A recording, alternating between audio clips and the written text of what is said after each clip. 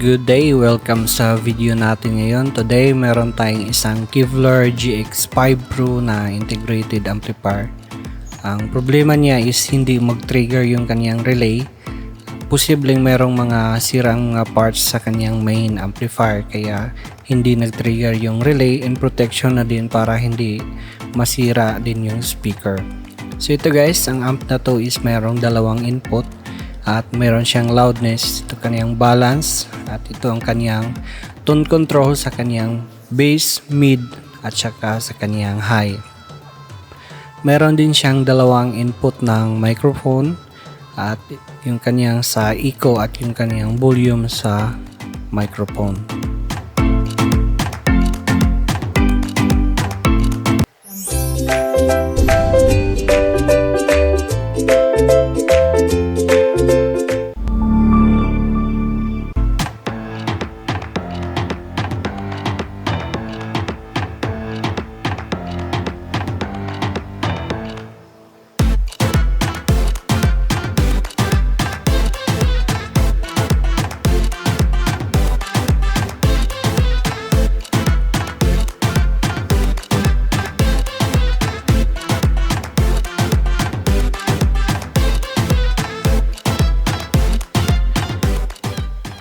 So ito yung laman sa ating Kevlar na amplifier.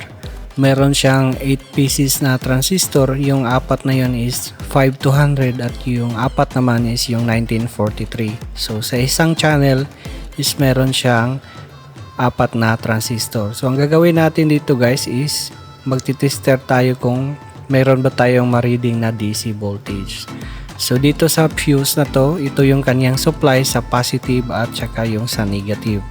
So lagay lang natin yung tester natin sa voltage DC. So meron siyang 39 volts sa kanyang supply. So ang gagawin natin dito is dapat walang malaking DC voltage dito sa kanyang mga emitter kasi ito na yung papunta sa speaker natin. So ang emitter is ito yung pin number 3 sa ating transistor na papunta na yon sa ating speaker na dumadaan dito sa mga 5 watts na resistor. So yung marireading natin na millivolts is normal lang yon. Pero kapag mayroon tayong ma-reading na malaki is hindi na yon pwede. So dito sa side na to is meron tayong negative 18 volts. So ibig sabihin may malaking DC voltage na lalabas dito. 18 volts. So kaya pala hindi nag-trigger yung relay kasi merong 18 volts na out itong channel na to. So protection na yun para hindi masira yung speaker natin kasi kapag yung 18 volts yung nakapasok sa ating speaker is malamang sobrang sunog yung speaker natin, so hindi nag-trigger yung kanyang relay. Yan na to. So hindi nag-trigger yung relay para maprotektahan yung speaker kasi kapag nag-trigger yung relay at may 18 volts na papasok sa speaker natin, 18 volts DC is sobrang nakakasira yun ng speaker.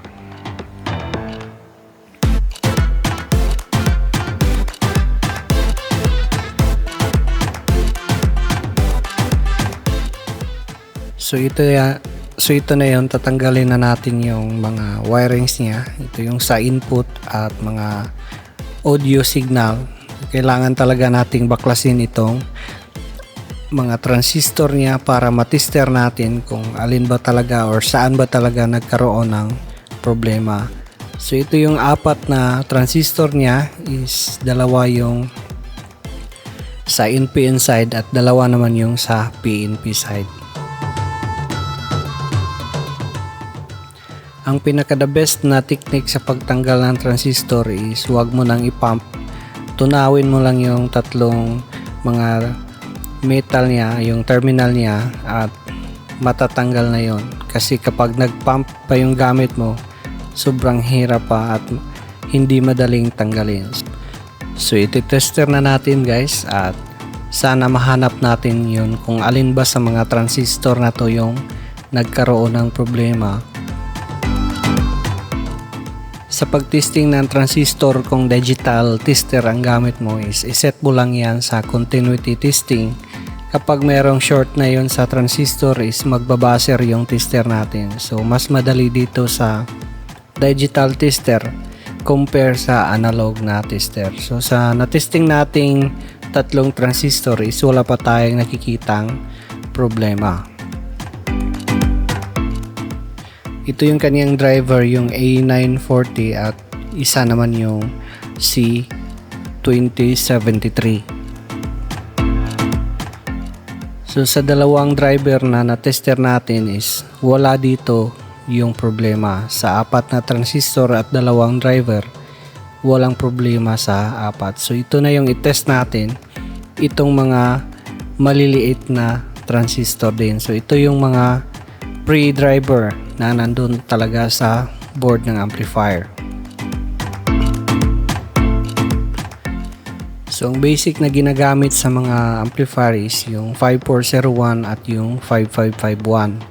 Yung isa nun is sa PNP side at yung isa naman is sa NPN side. So sa pagtester ng mga maliliit na transistor is same naman yun sa mga malalaking transistor. Kapag merong short is magbabaser yung ating tester.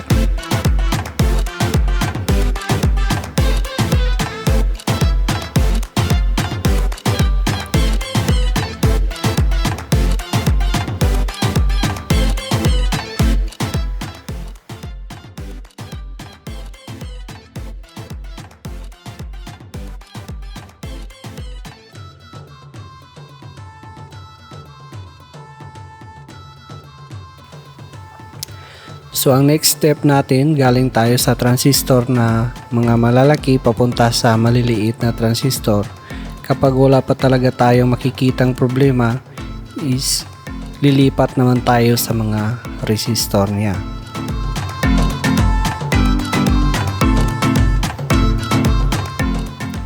So ito guys, ito yung merong magkakaibang testing.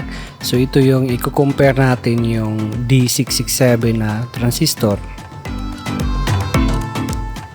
So yan yung isang transistor, i-compare natin dito sa isang bagong transistor kung ano yung pinagkakaiba nila. So sa transistor is dapat isang pin lang yung makapag-deflect sa dalawang pin niya. So yun yung kaniyang base. So yan, kung makikita natin, meron siyang reading na 2.1 kasi ang normal naman na reading ng mga transistor is around nasa 0.6, 0.7 at 0.5. So kung i-compare natin siya dito sa isang transistor, dito natin malalaman kung good or bad na ba itong transistor na to, kasi same sila ng value pero magkaiba yung reading.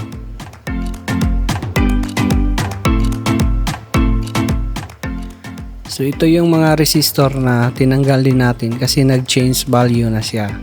Ibig sabihin, yung mga value niya is hindi na, pag-tester natin is hindi na yun, yung actual reading natin hindi na yung value niya. For example, 20 ohms, yung marireading na lang natin is 16 ohms. So kulang na siya. Kasi sa gold na multiplier is meron yung 5% tolerance. Ibig sabihin, pwedeng lumagpas ng 5, pwede ring umatras ng 5%.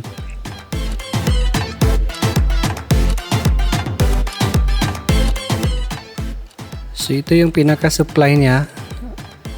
Dalawang AC na supply, AC voltage pa yan. At yung kaniyang negative or ground naman is yung kaniyang black. So dito is ito yung kaniyang supply sa kaniyang tone control. So ititesting na natin kung okay na ba yung ating mga pinalit na transistor at yung resistor na nag-change value.